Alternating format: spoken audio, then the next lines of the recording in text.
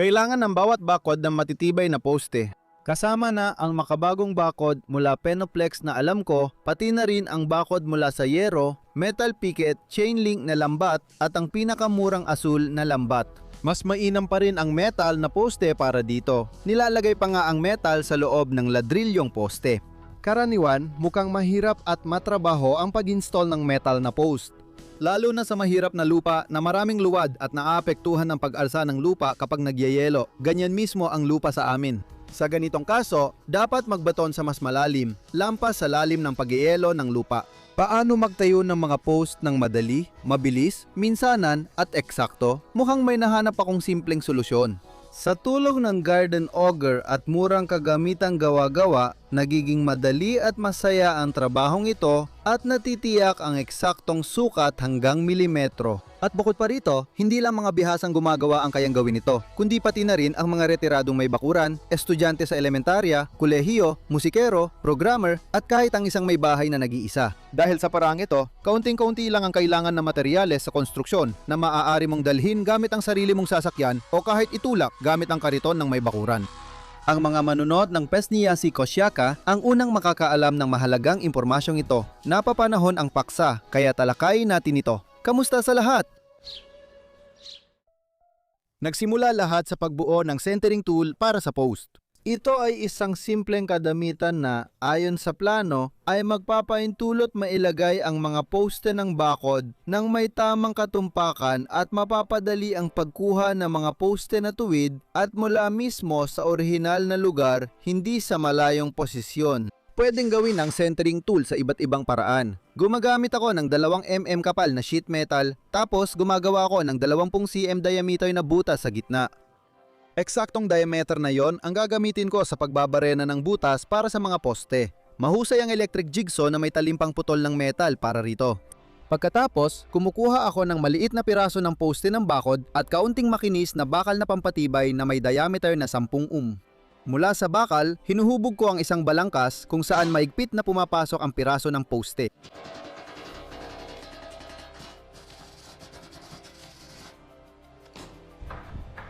Sa mahabang piyesa, tinitiyak ko na maayos ang lahat. Pagkatapos, kailangan ko ng parang imbudo na magpapadali sa pagbuhos ng konkreto sa board pile. Ang kwelyo para sa asong may sakit ay maliit pala sa makitid na bahagi. Dito ko naintindihan ang halaga ng lakas na pumipigil sa akin na itapon ang mga akala kong walang silbi tulad ng lumang cast iron na Chinese ihawan. Ginawa pa noong panahong di pa ambisyon ng China na lamangan ng buong mundo pati Estados Unidos. May bahagi rito na talagang bagay sa akin. Kailangan lang ng kaunting pag-aayos.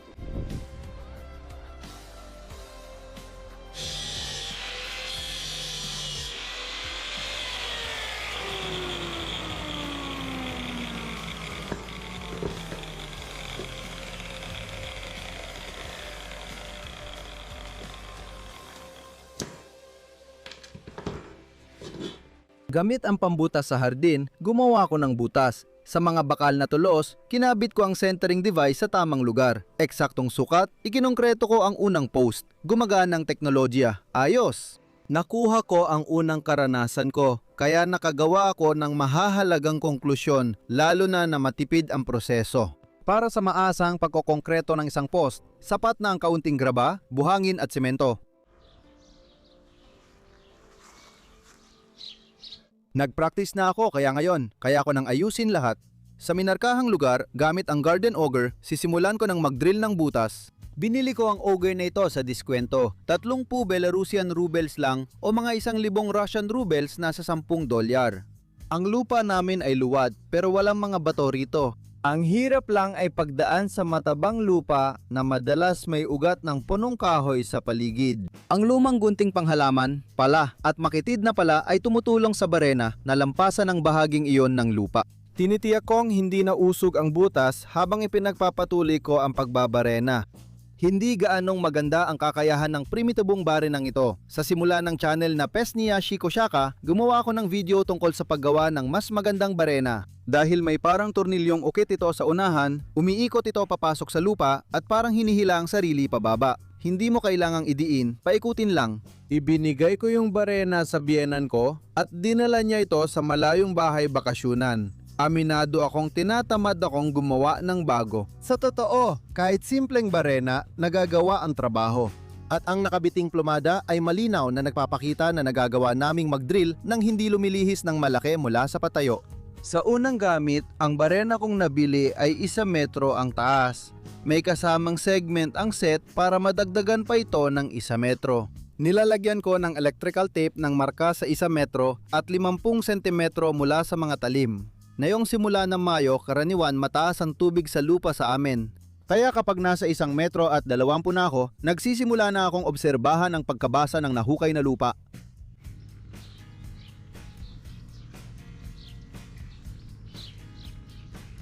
Heto, kung nasaan niya ng marka, 1 metro at 50 sentimetro. Hindi tumaas ang pagkabasa ng lupa pero itinigil ko ang pagbabarena at naghanda ng pagbubuhos ng konkreto sakaling lumitaw ang tubig sa ilalim ng lupa. Nang inilagay ko ang unang post, hindi ko naabot ang tubig. Ang pangalawang post sa gitna ay nasa mas mababang lugar. Sa 3 bahagi ng buhangin, maglalagay ako ng 1 bahagi simento at 5 bahagi graba. Matipid at madaling gawin ang board piles. Ang reinforced concrete ay matatag at matibay na materyales sa konstruksyon. Kapag tama ang hydro-isolation, nagiging sobrang maasahan at sobrang matibay ito. Sisiguraduhin kong maayos ang waterproofing ng konkreto para tuluyang matapos ang isyung ito. Sa ibabaw ng nahukay na 1.5 metrong gutas, inilalagay ang centering device. Ngunit ito ay para sa ikalawang henerasyon na. Sisimulan ko na ang pagposisyon nito. Sa nakaraang video ng bakod, ipinaliwanag ko kung paano ko mabilis minarkahan ang mga lugar ng poste. Gamit ang mataas na tensyon na steel cable, plumb bob at tape measure. Ang marking cable ay nakaunat pa rin. Gamit ang plumb bob na nakakabit sa carabiner, tinutukoy ko ang posisyon ng centering tool sa ating lote at katabing lote. Sinusukat ko gamit ang tape measure ang lokasyon ng centering tool sa kaliwat kanang tulos na pananda ng mga katabing poste. Nakaayos ito ng eksakto. Kinakabit ko ito sa lupa sa pagpukpok ng mga angle bar. At pagkatapos, madali na lang ang kasunod. Sinubukan kong ilagay ang post ng ikalawang henerasyon sa centering device. Pero dahil sa naka-welding na bakal, lumapad ang ibaba at hindi ito kasya. Mali ito. Siguradong pupunahin ng mga kritiko. Totoo, mali nga. Paalala, ang pangalan ko ay Yasha Koshak. Ito ang centering device ng ikalawang henerasyon na para talaga sa mga poste nito. Kaya maliban sa akin, walang ibang mali.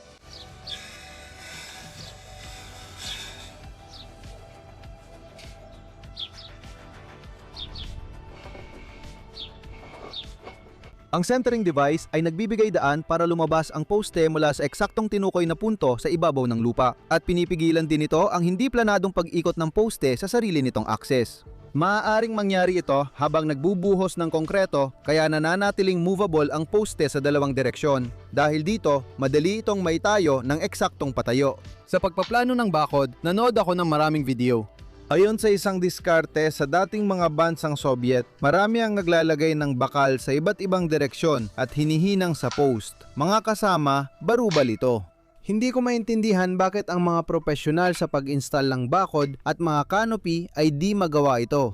Sa halip, patuloy silang nahihirapan habang nakaluhod, sinusubukang ipukpok ang mga piraso ng bakal sa hindi komportableng posisyon ng katawan at kung paano nila mahihinang ang poste doon.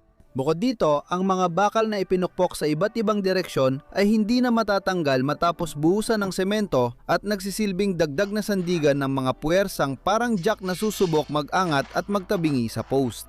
Sa centering device ng ikalawang henerasyon, baday pa rin ang piyesang galing sa Chinese grill.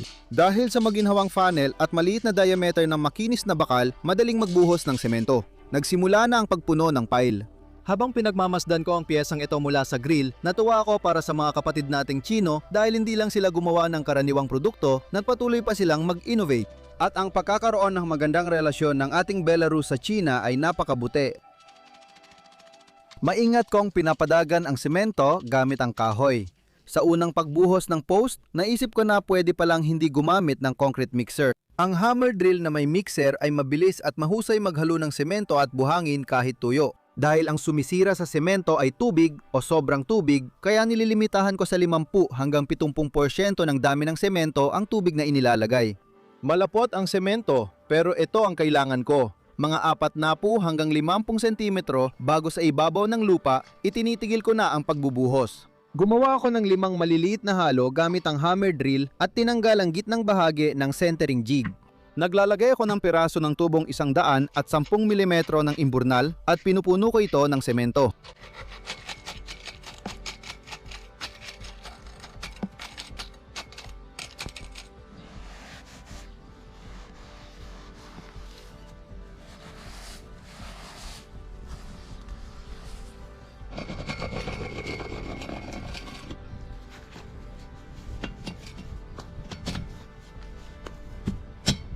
Inaayos muli ang poste, tinatabunan ko ng buhangin ang proteksyon ng tubo ng imburnal at semento at maingat ko ring sinisiksik. Eksaktong 251 cm ang distansya. Ang katumpakan ng pagkakabit ay mataas na naman. Katumpakan. Bago ako magpatuloy sa pag-install ng susunod na mga post, mahalagang talakayin muna ang isa pang mahalagang bahagi ng gawain, ang paghahanda ng mga post ng bakod. Bumili ako ng 6 metrong parisukat na tubong, bakal na 6x6 cm. May kapal itong dingding na 3 umuna, pinupunasan ko ito ng basahan para matanggal ang makapal na dumi. Matapos mag-practice ng hindi kinukunan, napansin kong kailangan pa ng hindi bababa sa 3 dagdag na paglilinis o higit pa. Kumuha ako ng unang piraso ng basahan, binabasa ko ito ng malakas na pangtanggal ng grasa para sa metal at pinupunasan ko. Mapapansin mong ang hilaw na tubo ay makapal at nababalutan ng mamantikang sangkap. Malamang, ginagamit ang mga ito sa paggawa at nagsisilbing proteksyon laban sa kalawang kapag dinadala o iniimbak ang metal sa labas. Paminsan-minsan, binabasa ko ang basahan at pinupunasan ang 3 gilid ng parisukat na tubong bakal. Tapos, iniikot ko ito ng 180 degrees at muling pinupunasan. Pwede gamitin ang white spirit sa paunang paglilinis dahil hindi ito agad sumisingaw. Ang degreaser ay para sa huli. Nagsimula na rin akong gumamit ng pangalawang tela. Malinis na ang tubo pero may konting mantika pa rin, kaya inuulit ko ang proseso.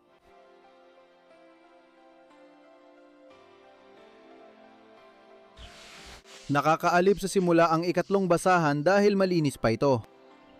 Di nagtagal, napansin kong mahalaga rin ang ikatlong yugto ng paglilinis tulad ng nauna at pwedeng paulit-ulit linisin ang metal na parang walang katapusan. Pero sa isang punto, kailangan mo talagang tumigil. Malaki ang diferensya ng unang 4 na nalinis na tubo kaysa sa mga natitirang hindi pa nalilinis. Nakagamit ako ng halos 1 litrong panlinis at tig-3 basahan sa bawat tubo. Naghahanap din ako ng tips online kung paano linisin ang metal bago pinturahan. Nakuha ko agad ang atensyon dahil mura at madaling hanapin. Masigla kong nilinis ang tubo gamit ang kitchen sponge at maraming sabon, parang naguhugas ng pinggan.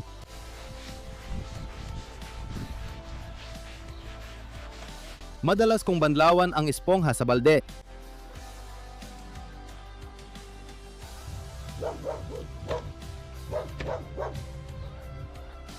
Mabilis ipinapakita ng basahang pangsubok na kahit itong kilalang life hack ay hindi madaling solusyon.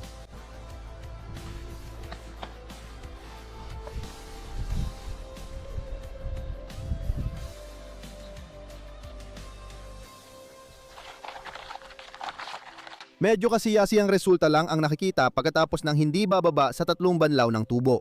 Hindi masaya makialam sa tubig, lalo na kung malamig ang panahon. Pagkatapos maghugas, pinupunasan ko agad ang tubo para matuyo.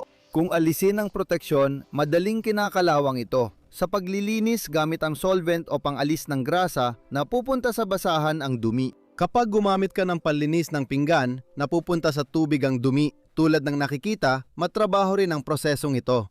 Hindi lahat ng mukhang life hack ay totoong life hack. Kapag hindi mo masyadong ginamit ang espongha, may mga bahaging hindi malilinis ng maayos. Di rin nakakatulong ang panlinis na hindi hinaluan ng tubig. Sa gitna ng hindi masyadong masayang foam party na ito, ang nagbibigay lakas sa akin ay ang pag-iisip na kung magpapagawa ako ng bakod sa mga tagagawa ng bakod natin, baka maging bara-bara lang ang resulta. Parang mga post na hindi maayos ang pagkakalinis bago pinturahan. Hindi rin tiyak na hindi nila lalaktawan ito. Kahit pinakapangit na pagkakapinta, tatagal din ng mga 2 taon. Kapag kinalawang na lahat, mahirap na hanapin at panagutin ang gumawa ng palpak na trabaho. Kapag matagal mong hinugasan at walang pampatanggal ng langis, posible ring hindi maganda ang resulta, lalo na kung hindi ka makalabas para kumuha nito. Pagkatapos, nagpasya akong subukan ang isa pang kilalang life hack gamit ang mga kagamitan tulad ng pressure washer at foam cannon na may panlinis ng sasakyan para sa contactless na paghuhugas ng sasakyan. Inayos ko ang mga tubo para sa isang pasada lang. Parehong gilid ay matatamaan ng bula.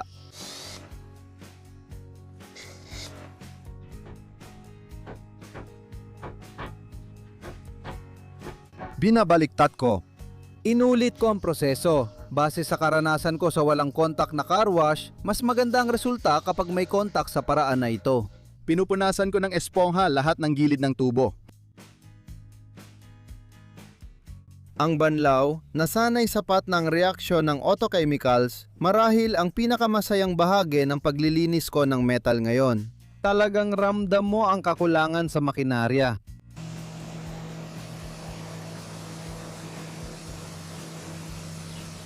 Isa na namang sandali ng katotohanan, hindi naganap ang himalang inaasahan ko. Konklusyon, kung ginamit ko agad ang espesyal na pang-alis ng mantika para sa metal at hindi nag-aksaya ng oras sa life hack, mas kaunti sana ang nagastos kong oras. Oo, nililinis ko ang mga tubo gamit ang panlinis na pang-alis ng mantika. Salamat kung magbabahagi kayo ng inyong karanasan sa mga komento. Ngayon, gagamitin ko na itong anti-kalawang na mastika. Sa kasamaang palad, hindi ito advertisement. Mukhang parang epoxy ito. Kailangan mong paghaluin ang isang sangkap sa isa pa. Binili ito ng kapitbahay ko. Sa mga metal na strukturang pinrotektahan ng timplang ito, walang bakas ng kalawang kahit 12 taon nang lumipas. Habang pinipinturahan ko ang 6 na metrong tubo para sa mga poste, hindi ko pa alam ang tamang sukat ng pagpuputol nito. Alam ko lang noon, gusto ko ng 2 metrong taas na nakalabas sa mga post, kaya pininturahan ko ang tubo ng tig 2 metro sa magkabilang dulo. Bago ko pinturahan ang ibabaw, nililinis ko muna ito ng degreaser. Sa ganitong paraan, marami pa akong pwedeng i-adjust. Halimbawa, pwede kong hatiin ang tubo para makakuha ng isang post na may haba na 3.5 metro at ang isa namang 2 metro at kalahating post ay pwede kong dagdagan para maging 3.5 metro rin sa pamamagitan ng pagdugtong ng 1 metrong tubo gamit ang welding. O kaya naman, maari pang may iba pang paraan mula sa maraming opsyon. Pipiliin ko na lang kung alin ang mas magugustuhan ko. Yung mastika ng kapitbahay ay mahusay magtakip. Hindi ko na pininturahan ng buo ang mga tubo. Matapos kong pag-aralan, nalaman kong hindi dapat pinturahan ang ibabang bahagi ng tubo para dumikit sa semento. Tulad ng bakal na pampatibay, hindi rin ito pinipinturahan. Sa tingin ko, alam nyo rin tulad ko na ang pagpipintura ng sasakyan ay isang maselan at detalyadong trabaho. Pero, ang karaniwang bakod ay tumatagal ng mas matagal kaysa sa karaniwang sasakyan. Bakit hindi natin siniseryoso ang pagpipintura ng bakod gaya ng sa sasakyan? Pabor ito sa mga gumagawa ng profile na tubo na madalas nating pinipinturahan ng walang sapat na paghahanda at effort. Ang mga bakod na pwedeng tumagal ng halos habang buhay ay kinakalawang pa rin. Kaya napipilitan tayong bumili muli ng bakal para palitan ng mga bakod. Pinapahiran ko lahat ng piyesa ng 2 patong, pinatutuyo bawat isa ayon sa instruksyon. Sa totoo lang, ang pinakaunang post na inilagay sa likod ng kamera ay gawa lang sa isang piraso ng tubo na may habang 3.5 metro, 1.5 sa ilalim ng lupa, 2 sa ibabaw. Noon, naisip ko na ang mas matibay na post at kailangan ko ng mas advanced na second generation centering tool. Wala na akong piraso ng sheet metal, kaya nagpasya akong painitin ng isang piraso ng profile na tubo na may sukat na 25 sa 40 mm.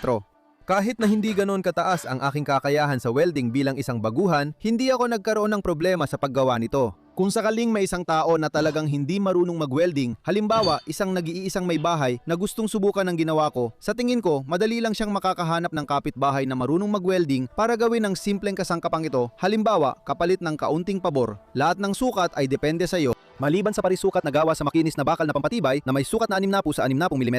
Hindi ko pa nasubukan ang centering tool para sa post, pero umaasa akong mapapadali nito ang trabaho, kaya pininturahan ko ito pati na rin ang unang henerasyon ng centering tool. Para sa ikalawang henerasyong post, bumili ako ng bakal na pampatibay na 12 mm sa pinakamalapit na metal supply.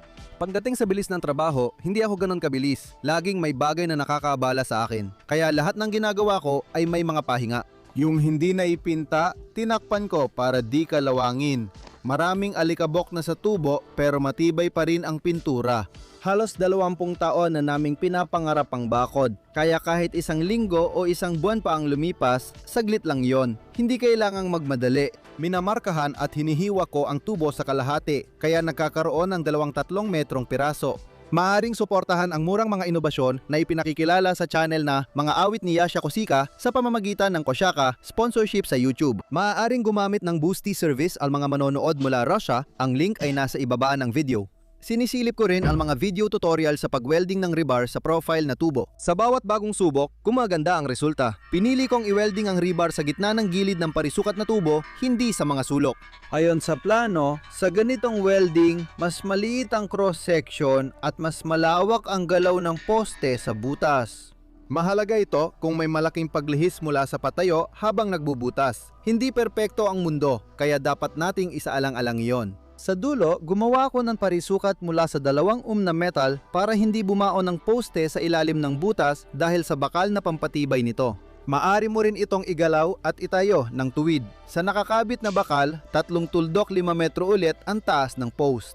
Sa klima ng aming distrito ng Gomel na nasa timog silangan ng Belarus, ang pagbubuhos ng konkreto sa lalim na 1.5 metro ay tinuturing na higit pa sa sapat. Sa mas matitinding lugar, pahabain lang ang bakal ng post at mag-drill ng mas malalim na butas. Kapag ang kapal ng metal ng poste ay 3 Siyempre, mas matibay ang mga ganitong poste kaysa kapag 2 lang ang kapal. Dagdag pa, para sa aming hindi mga welder, mas madali ring i-welding ang ganitong kapal ng metal. Mas maliit ang tsansang magkamali at masunog ang bakal.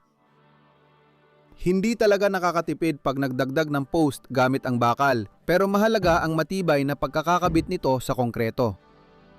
Palagi akong nagsisikap magtrabaho gamit ang kakaunting gamit kaya wala akong espesyal na meter saw. Pero ang iskuwala, marker at maliit na angle grinder ay medyo mas mabagal pero nakukuha rin ang gustong resulta. Kalaunan, nagpasya akong maghinang gamit ang mas mahahabang tack welds. At para sa simpleng trabahong ito, sa tingin ko, kahit hindi marunong maghinang, ay madaling makakahanap ng kapitbahay na papayag kapalit ng inuman. Sa pinakahuli, makakahanap din ng taong tumatanggap ng maliit na bayad sa pamamagitan ng anunsyo. Ang susunod na butas ay naging record sa dami ng ugat at pati na rin sa kapal ng mga ito. Hindi na kayang tanggalin ang ilan gamit gunting o makitid na pala, kaya gumamit ako ng lagaring panghalaman kahit maisapalaran ko ang talim nito. Ang plumb line ay nakakabit sa karabiner gamit ang simpleng buhol. Madaling ilipat ang karabiner sa tamang lugar at ang buhol ay nagpapadali sa mabilis na pagbabago ng haba ng sinulid ng pabigat. Habang binubutas ko ang pangalawang butas, nagsisimula ng tumigas ang semento kaya maaari nang alisin at ilipat ang centering tool. Hindi ko ideya ang pagsuot ng post at pagbebetonan ng tubo ng imburnal. Nakita ko lang ito sa internet. Sa tingin ko, matalinong solusyon ito. Mas malapad ang ibaba ng pile habang mas makitid ang itaas na bahagi kung saan nakatuon ang puwersa ng pag-alsa ng lupa dahil sa pagyeyelo.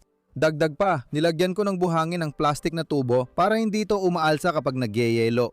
Una kong binitunuhan ang poste sa dulo na wala sa kamera pati ang sentral na post. Sa 50 metro, lulundo talaga ang kable kahit higpitan. May bahagi ring mas mababa ito kaysa sa taas ng post. Ginamit ko ang tabla at 2 kahoy para gumawa ng pang-angat ng kable sa gitnang poste. Mas maginhawa na ang trabaho. Kapag tumitigas ang semento, lumiliit ito. Kaya kailangan pa itong dagdagan hanggang sa dulo ng plastic na tubo. Nakita ko ring may gumagawa na nilalagay ang malaking tubo sa buong butas tapos doon binubuhos ang semento para sa poste. Sa tingin ko, kalokohan yon. Ang makapal na tubo na may nakasimentong poste sa butas ay hindi mahigpit ang kapit kaya magalaw pati ang poste. Humingi ako ng opinyon sa mga lisensyadong ininyero sa konstruksyon. Ayon sa eksperto, pwedeng direktang ibuhos ang konkreto sa binare ng butas. Hindi na kailangang protektahan ang gilid ng balon. Ang pagbabarena ay naging record dahil walang ugat.